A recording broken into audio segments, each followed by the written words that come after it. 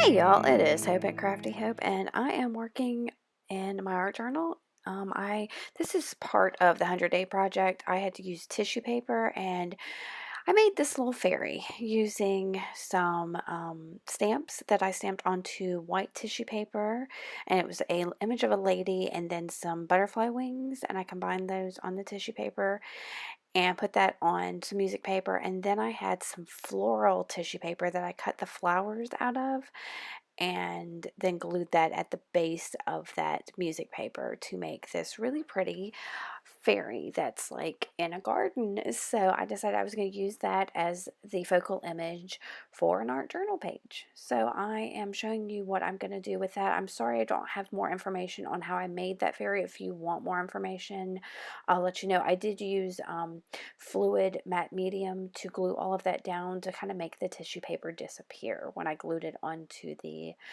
that music paper. So um, pretty simple process. If you, like I said, if you want more information, let me know in the comment box, and I can get with you and let you know. So to to do the rest of this page, I am working in a Dylusions journal, just a basic um, art journal with just some white pages, and I've got a bunch of different ephemera, whatever. You see, I have a box of just scrap stuff that I pulled out, and I'm gluing it down. There's some kind of letter, and that's some of the, I think that's some kind of Tim Holtz paper stuff that I've got. That there was a scrap of that, some dictionary papers, and some rust dyed papers. I don't even know what they are, and all kinds of stuff that I'm just gonna stick in here. I cut a bunch of that out because, I mean, who wants to watch me gluing all day long? So, and I just use my Oohoo glue stick to glue that down. You can use whatever kind of glue stick works best for you. I just like the Oohoo because it stays kind of sticky and doesn't dry up too fast. So I'm using that to stick everything down. I'm trying to remember why. Oh, I kept this in here because I have this piece of paper here that I cut some hearts out of for another project. And I thought I was going to put that there so you could see the hearts, but I saw the word or the words delightful. And that just tickled me to no end. I don't know what it was about those words, but it stuck with me when I saw that. I really here thought I was going to somehow accentuate those hearts, but I don't. I need to mess with the fact that there are hearts on there. It's the words delightful that really stick with me on this. So that's why I kept this little bit of my collage process in here for y'all to see. And as you can see, I'm just using a I don't know if that's a gift card or some kind of, I don't know. I think it's a gift card that I'm using to help even out my gluing down. I really like using that because it helps me get wrinkles out of things, help me lift the paper when it sticks down kind of funky. So it's one of my favorite things to use when I'm collaging. So again, I don't know why I'm keeping all this in here. Um, yeah, I don't know. So I had mentioned in one of my previous videos that I was going to include more fairies and stuff because I do have a thing for fairies, and so this is one of those things that I was like, I really want to make a fairy. So, and that's what I did. It was just an image of a lady with her back turned. I'm trying to think, it's a deep red or something stamp, and so I just used that, and then I had these new, I think they're from Bo Bunny, um, fairy wings that I used to make that fairy image. So on that white tissue paper. So here I'm coming in with some Stabilo Woodies, and I'm trying to use colors. I use the brown just to kind of give more age to it, and I'm also using some of the colors that are in the flowers on that floral tissue paper I used to kind of bring some of that into the page. I'm also doing a lot of it on the seams. I was kind of hoping to maybe make those pages kind of meld together to take away the I don't know, the way the sharp edges on some of them. So that's what I was trying to do and put the colors just on the seams, but it didn't work out great. I do like that some of those colors peek out. There are a couple places like that bottom left corner that in the end, um, I don't know, I could still see the streaks from the Stabilo in the end, and I didn't like that so much. But that was my own fault for not cleaning that up a little bit more. That's, like I said, I was more than anything just trying to bring in some of those colors. Here I am using, that's a distress crayon, and I think that's probably mustard seed. And then, oh, that's another distress crayon, and it's a really light pink, probably something like Tattered Rose, maybe. I can't, don't quote me on that. If you do need to know, let me know, and I'll figure it out. But it's just a light pink distress crayon. And so, like I said, I was just trying to get some of those colors in from those florals. And here I'm finally taking that piece of music paper and all of that, and I don't like the sharp edges from the cutting, so I decide I'm just going to tear around my fairy to get her kind of torn out. I didn't want anything too exact, but I don't know. I didn't want to tear her up too much either because I thought she was pretty dang awesome. I was really, really, really happy with how she came together. So, all right. Then I'm trying to figure out which page she's going to be on because she basically takes up an entire page. And here's where I realize, oh my gosh, I can still keep that delightful there and somehow, have that. At first, I think I thought it was going to be just kind of a little secret thing that was going to be there, but no, it ends up working into the design a bit more than that. I did take some of that music paper I had torn off and glued it on the left side of the page because I was trying to bring that bit of collage over onto the left side as well, since it was taking up such a huge piece of the right, and I wanted to feel a little more cohesive. So then I pull out the Deco Arts Media Crackle Paste. Now this stuff is awesome. It's a great crackle paste. It does best if you let it air dry, not heat dry it.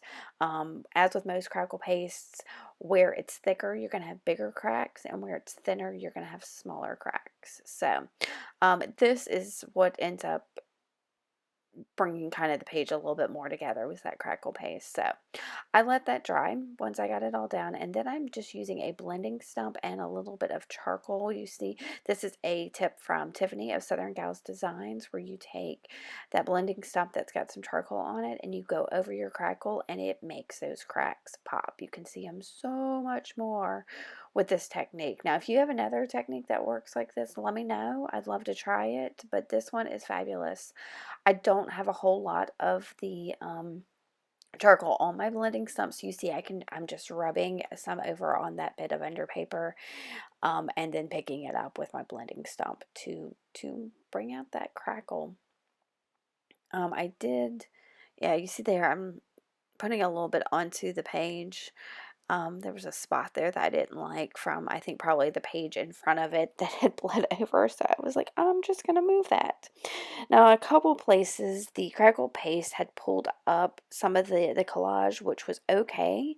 In some cases, it wasn't, so I glued it back down.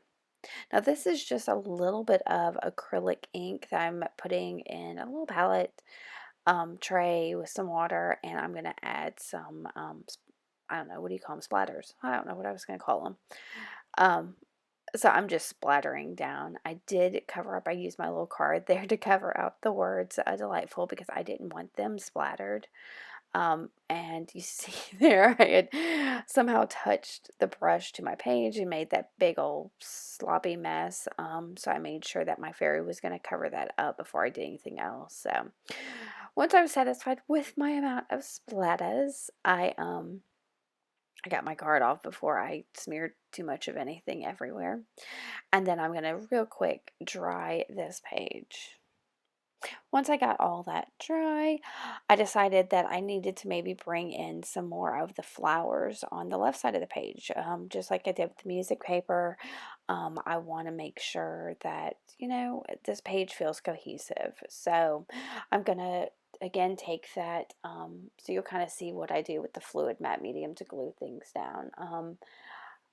And how it makes that tissue paper just kind of disappear. It's really kind of, I say magic a lot with some things, but it is kind of magical how the tissue paper itself kind of disappears, and just the image on it is what stays. So I just put down a drop or two. That fluid matte medium seems to go a really long way. So I don't have to use a whole lot.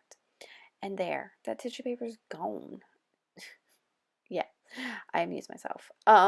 So I'm just using a regular paintbrush and putting the matte medium down as a glue and putting those flowers. And this really does help that page in the end feel so much more cohesive. It's like, I don't know, like there's fairies all and fairies, like there's flowers all around my little garden fairy. So, um, and I knew, I mean, I could have just done a one page spread for this, but that fairy being so large on these pages, I think it's, I don't know, it just seemed like too much. I wanted some white space. So I'm glad I did the 2 pages and have that,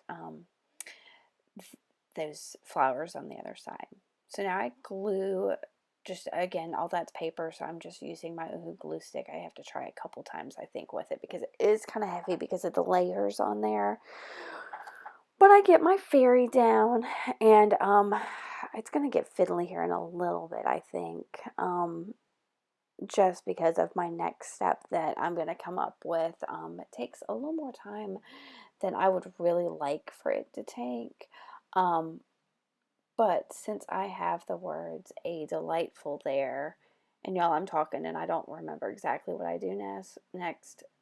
But let's look and see. I did see that I didn't have enough of the fluid medium on a couple of the flowers on the left side because they weren't disappearing enough, so I made sure to add a little bit more of the fluid medium and stick that down and trimmed off the excess. I liked having it go off the page like that because it felt a little more organic when it was doing that. So once I got those trimmed down, then I felt like I needed some words. So here I had this extra piece of paper from something else, I don't even know. Um, and I wanted to add a word, and I wanted it to be dream, because fairies are very dreamlike and all of that. And I had the delightful up there, so I thought a delightful dream would be perfect for this page. So I took my food ball, I think that's what it's called, pen, and tried to write with it, but it was just too thick. I wanted to be able to do something a little more scripty, so I grabbed I believe this is a Uniball Signo Micro, and I was struggling with my handwriting, so and I really love this pen, y'all. This is one of my favorite pens. So I'm sorry you had to struggle through watching me do that and waste that bit of paper, but I finally get my lettering, my handwriting the way I want it. And I'm just going to add on the down strokes, I'm going to do, oh, apparently that wasn't the right one. I had to do another one. Um, I don't know. Oh, my R's. I hate my R's. That's what it was. So on my downstrokes, I just thicken those up a little, and it gives it that kind of, oh, what is it? The hand lettering, brush script feel to it. It was something I saw somewhere one time, and now I'm obsessed with it. That if I'm going to do handwriting, I'm going to thicken up the downstrokes to make it look a little, I don't know, more professional, more pretty. I don't know. So that's what I was trying to do. And so, and then that micro pen works great for doing this because I can start real thin and go thicker and thicker as I want. So that's why I like that pen. I tend to use that pen just for doodling. I do some morning watercolor doodles, and I use that pen almost every day. So I finally get that, and then I tear it out because I wanted to have that rough edge feel like the fairy does for being torn out. So I try to get that a little bit more. I'm awful at tearing, and this paper was super fragile, so I didn't want to tear it too much. And I loved how it kind of just bleeds right into the color matches that whatchamacallit, that music paper really well. So, and then again, I'm just using the Oohoo glue stick, and I'm going to stick it down. I kind of wanted it to be part of the fairy since it looks like the delightful at the top is kind of part of the fairy.